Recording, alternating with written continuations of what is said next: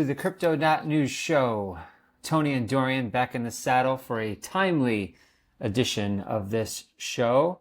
Dorian just got back from Emergence in Prague, or Praha, as he informs me the locals pronounce it. Indeed. He's got some awesome guests that he interviewed live on the ground. Yeah, ideally some cool alpha. I mean, there's a lot going on in the space. It seems, everyone was really happy to see Bitcoin at $100,000.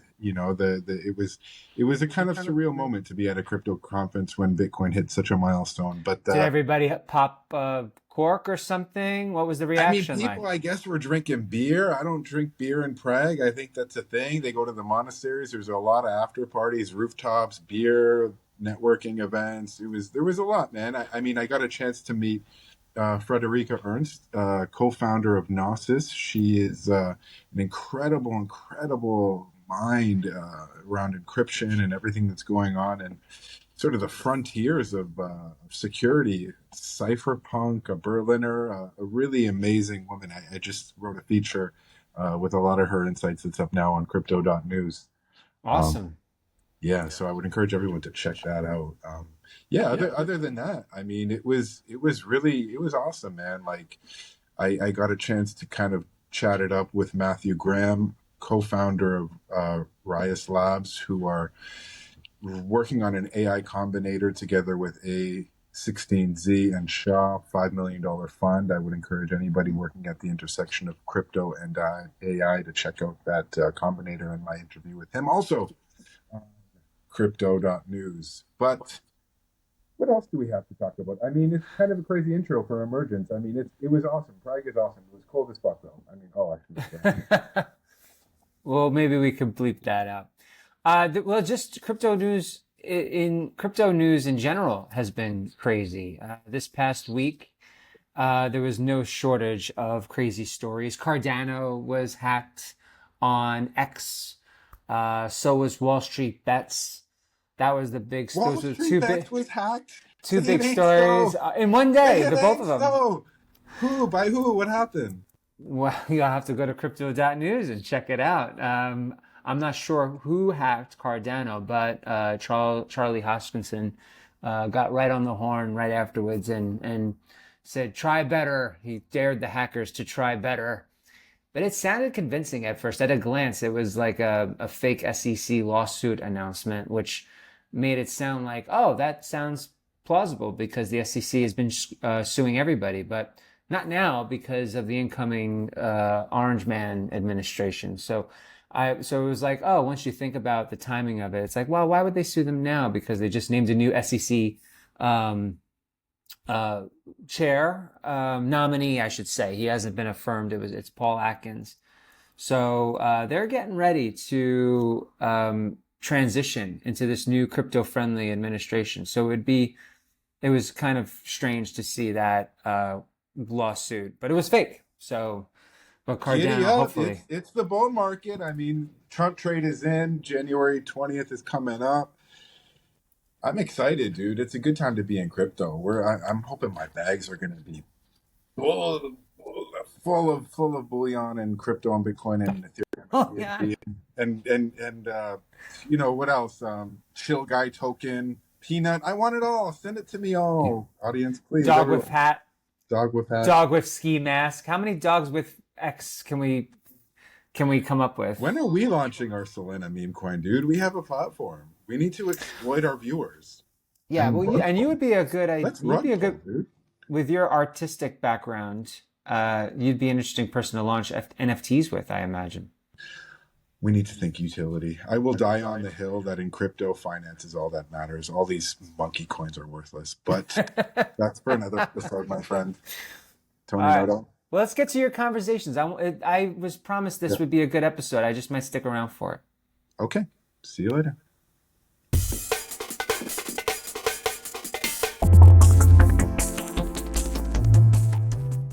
This is Kryptos. Thank you for joining us. Crypto.news podcast show. Here we are at Emergence 2024 Prague. Who are you and what are you shilling? Yeah. By the way, I'm a cryptographer, like by profession. I used to be in the AI sector. I was hacked when I was 22, 23 at the university.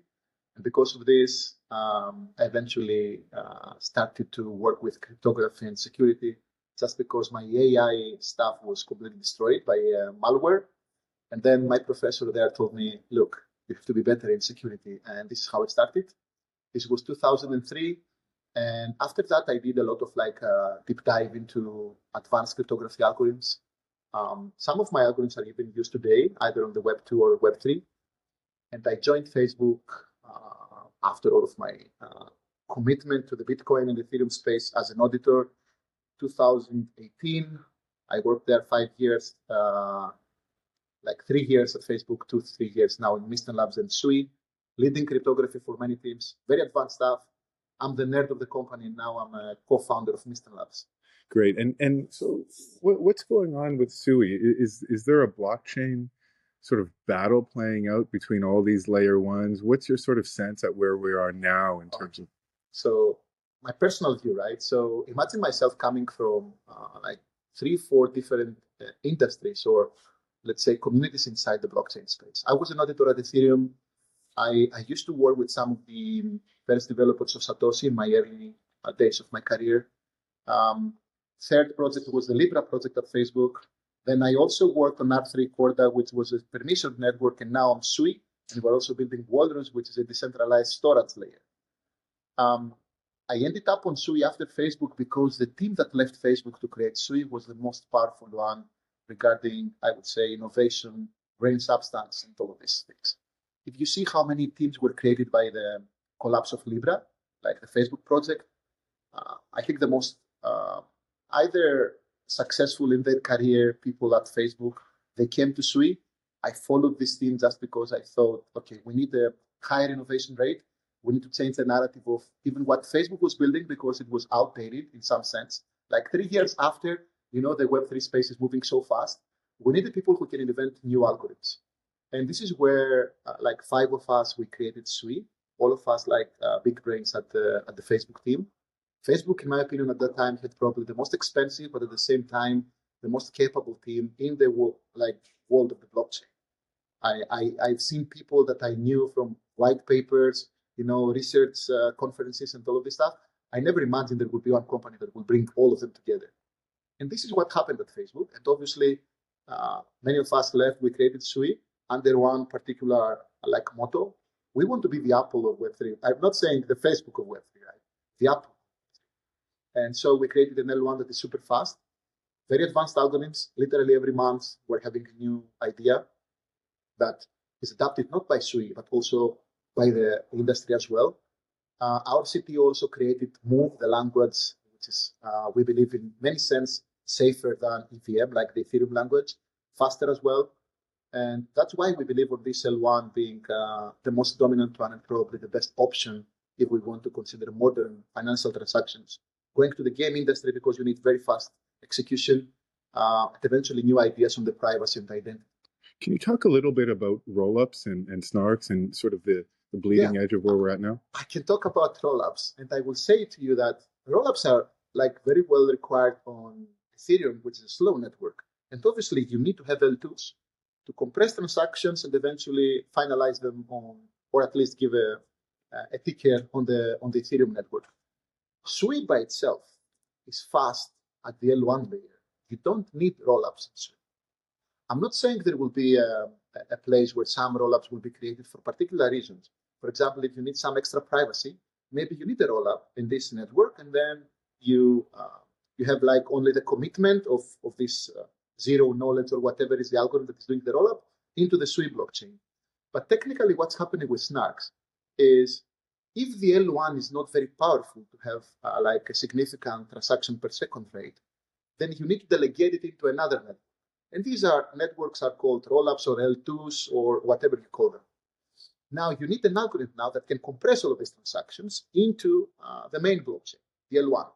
Ethereum, for example, which is the main network that is now accepting rollups. This technology is called, there are two main ideas here. One is the fraud-proof system, like Arbitrum, and there is also the snark system, which is they're using zero-knowledge proofs. They are wrapping everything into a cryptographic proof, and they're sending this proof into the chain. Now, on Ethereum, this is important because Ethereum cannot scale indefinitely. It's not super fast, and they need this not for privacy. They only need this rollup to have more transactions by the L2s being reported into the L1. But Sui doesn't. So even if we're probably having one of the best teams on zero-knowledge proofs, we're mainly using it for privacy.